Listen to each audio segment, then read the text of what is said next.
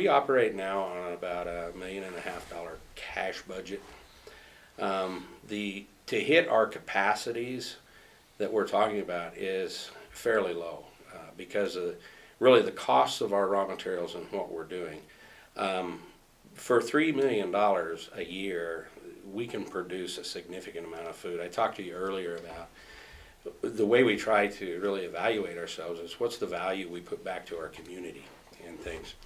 And when we starting looking at an individual that comes to us in the vocational training program, numbers vary around the country, but we see numbers here that somebody in homelessness before they go into transition of some sort is costing the taxpayer somewhere between $43,000 to $50-some thousand a year are the numbers we see. It's going to depend on incarcerations. It's going to depend on emergency room visits and those things. It costs us about $10,000 in wages, because we do pay them, to put them through our program. At the same time, we put food out there. But there is a graduate of the program ultimately is returning to the taxpayer a fairly significant return in the first year if they get a job, which most of our clients do. And if they're even break even on taxes, taking a little and kind of going back to what is that given level of self-sufficiency, is there still assistance that needs to be there? But there is a return coming back, not as visible, and it's a return that continues over multiple years. The other thing we look at is through this program, how much food do we actually produce that goes back into the community? And we have to look at that from a retail value as well. So the can that we're producing out here, but at a retail level is 3 times higher. That's the value of the food that we're giving the individual in the community.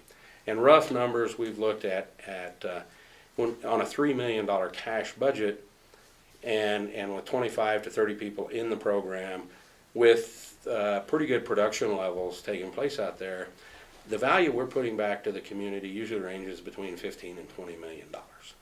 This is 100% usable food, it's healthy food, and then the individuals that go out.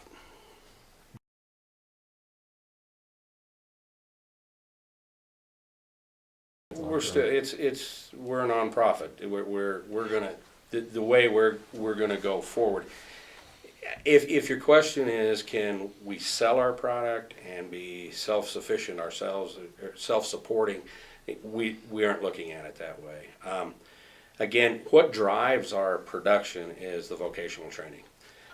We look at any given time having 25 to 30 clients in the program. A client is in the program for 24 weeks, about 6 months. So we want pretty much that kind of a head count at any given time.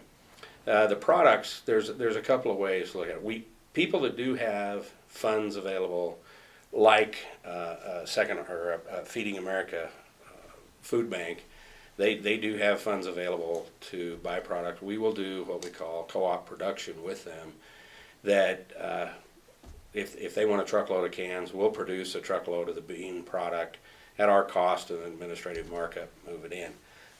Serves our vocational training program very well, serves them because the multiples we generally provide on the lower end product like this, we can produce 3 cans for the price that most people can buy 1 can. But by the same token, because our focus is vocational training, our production is driven by that 25 to 30 head count. So we have a set production schedule, just like anybody in the business, for-profit would. We are canning every Wednesday at least. We do vacuum seal operations Monday, Tuesday, Thursday. We do packaging lines Monday through Thursday. The reason there's nothing on Friday is because our vocational training clients are only here Monday through Thursday, so we pretty much have catch up there. The output comes based on how much we're running those production lines. So again, funding is still going to come from individual donors, foundations, and that support. We don't have much government funding. There is some probably for vocational training. As time goes on, it goes up and down.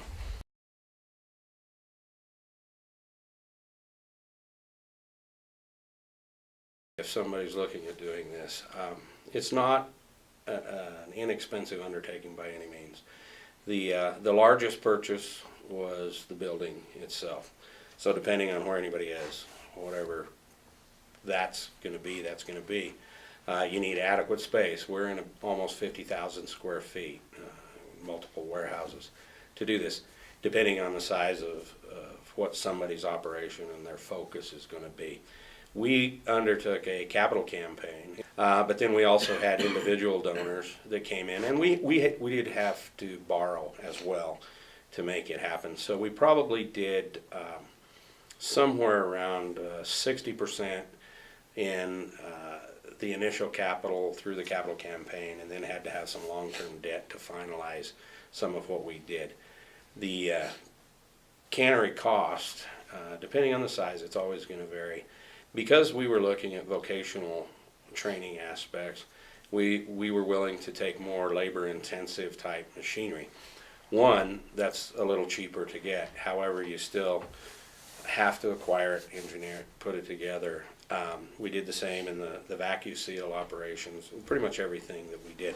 Some equipment like our boiler had to be brand new, very expensive items. But, a basic project like this, ours probably ran about $5 million, with the building being in the $3 million range. So where you do this is that's gonna vary. We were very, very fortunate in the acquisition of some of our equipment, because the cannery that we had actually been doing private label work with did ultimately close partway through our construction process. So we were able to buy much of our canning line directly from them. Now the benefit to that was they were selling their buildings, and they were going to scrap out a lot of the equipment or sell it at lower cost. And because they'd worked with us, they were willing to give it to us at the lower rates that it would be. But because that equipment had already worked together, we didn't have to spend as much engineering each piece together. Quite a benefit. But again, it is older equipment. But it fits our needs. Fairly capital intensive to start.